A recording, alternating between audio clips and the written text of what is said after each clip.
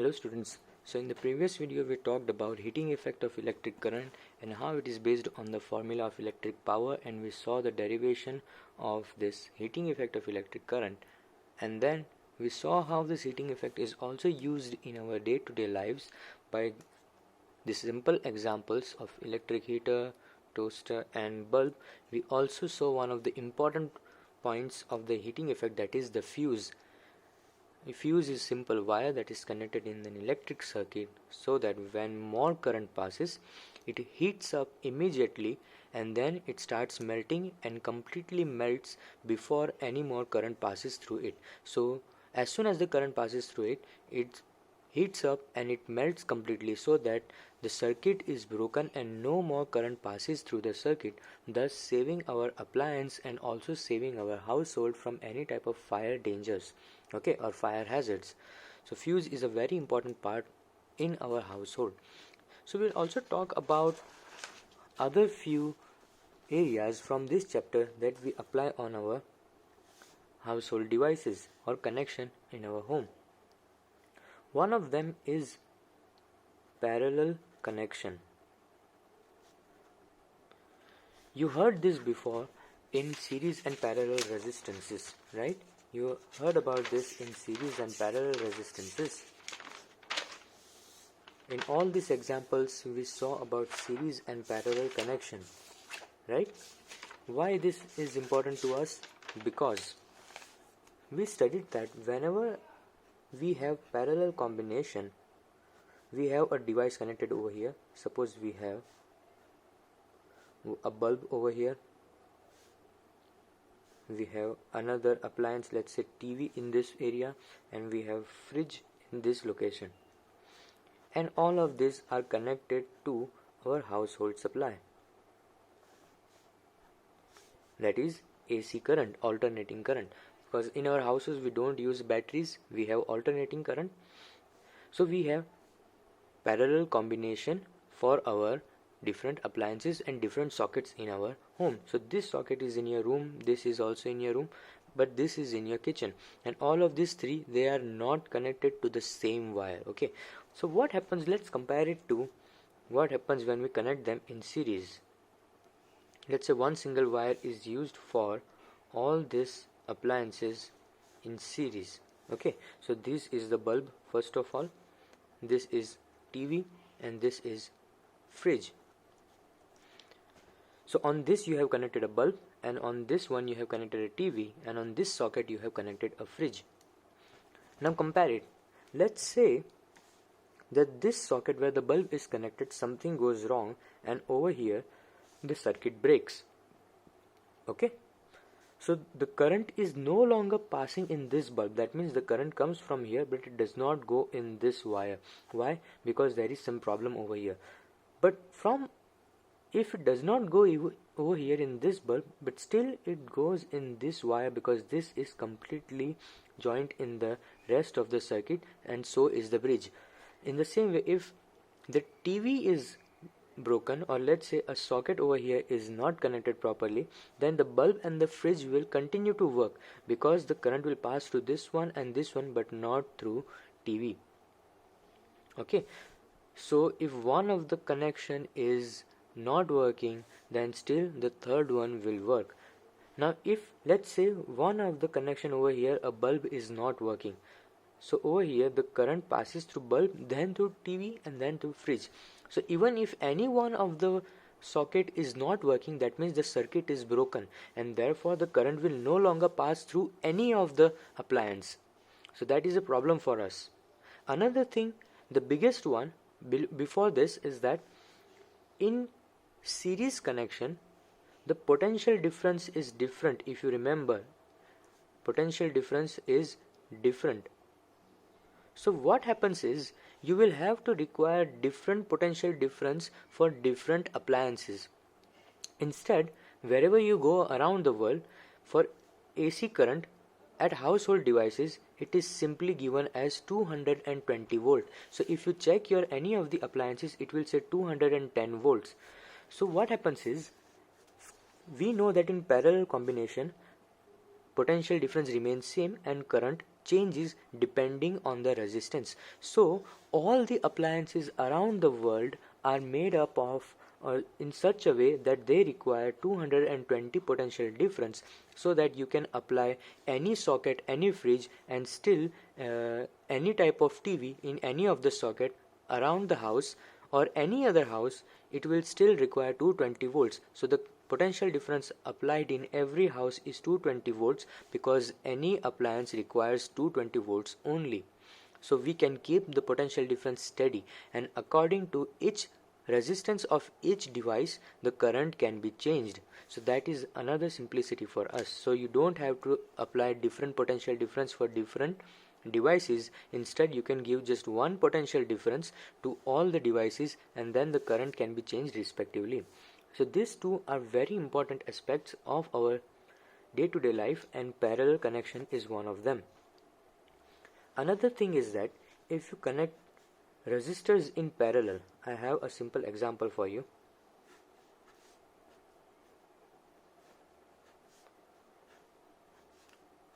Let's say this is a 3 ohm resistor, 3 ohm resistor, and another 3 ohm resistor connected to a battery, and this exact same resistances, then I connect them in series. Again 3 ohms, 3 ohms, and 3 ohms.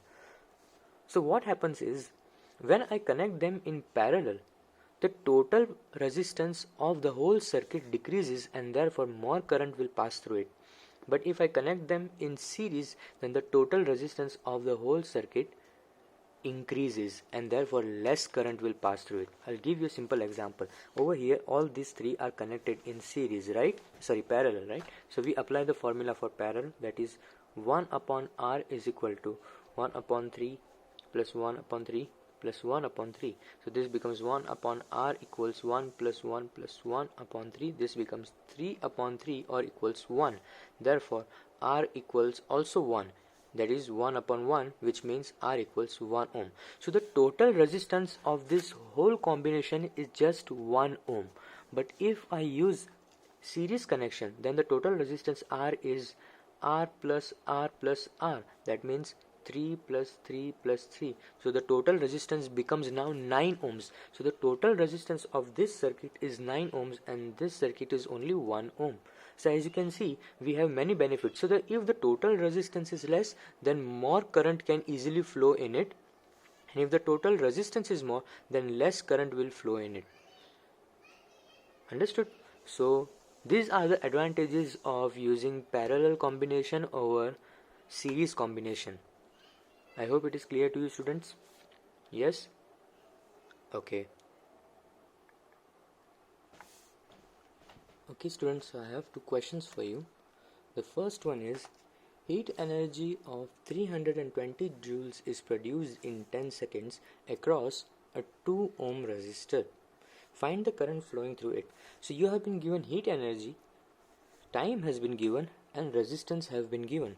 So all you need to do is find the current flowing through it. Now obviously this is heat energy, so you can use H is equal to VIT, or you can use H is equal to I square RT. But in this case, the formula of heating effect, that is H is equal to I square RT, will be much more easier, because you have been given heat energy. So substitute this value here, time 10 seconds over here, and resistance 2 ohms is given, so substitute that over here. Now all you need to do is find the current flowing through it. It is quite simple. I hope you solve it. It is very easy example. Just substitute the values and then find the value of current square. Once you find the value of current square, all you need to do is square root on the other side, so that you will get the value of current and not the square of the current. Okay. Moving forward, the next question. An electrician puts a fuse of 5 amperes in a circuit of heater of 1.5 kilowatt. So electrician is putting a fuse of 5 amperes as a safety device, and electric heater is 1.5 kilowatt. So it is power is given to you, kilowatt power has been given to you, and the potential difference is also given to you as 220 volts. So what will you do? 1.5 kilowatts power and potential difference as 220 volts. What will happen? Explain. So over here we have been given a fuse of 5 amperes. So the question is what will happen, whether the device will work or not work, and if it does not work then you will have to explain it. So simple, you need to find the current flowing through the circuit. First of all, convert the power, that is kilowatt, into watt. So simple multiplying this into 1000 will give you the conversion to watt. It is just like converting kilometers into meters. So converting kilowatts into watts. You also studied this previously in the 9th standard in the last topic of energy.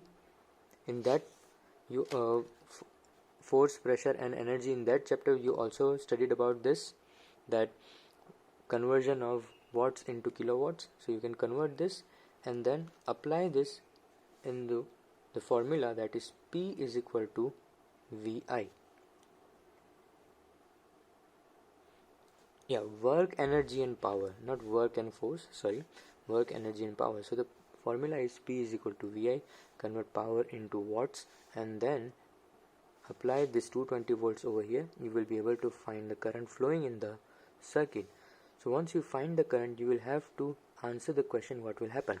So if the current is less than 5 amperes for this equation, then the device will work properly, and if the current is more than this given fuse, then the fuse will melt. So you will have to explain this. Why it will melt? Because the current flowing in the circuit is more, so because of the heating effect the fuse will melt. So you will have to solve this example in that way. Okay, so another question for you.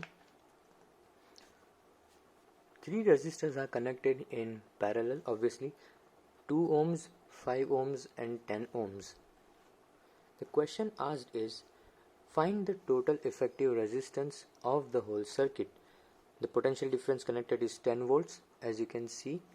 Find the total resistance. Then the question is, find the total current of the circuit. So obviously when you find the total resistance, you have been given the total potential difference. So using the simple formula of Ohm's law, you can find the total current flowing in the circuit. But the last one is tricky. The last question says that find the current flowing through each resistors. So first of all, you have been given potential difference and you have the resistance. So as you know, they are connected in parallel, so the potential difference across each resistance remains the same. Okay, so you can find through each resistance by using simple formula of Ohm's law, V is equal to IR, and apply the resistance this and potential difference this for each and every resistance of the circuit. Okay, so for effective resistance, find the total resistance, then find the total current with the help of the total resistance, and for the last one, all you need to do is apply Ohm's law for each of the resistance and keeping the potential difference same. Okay, and we will talk more about the exercise questions in the next video. Have a good day.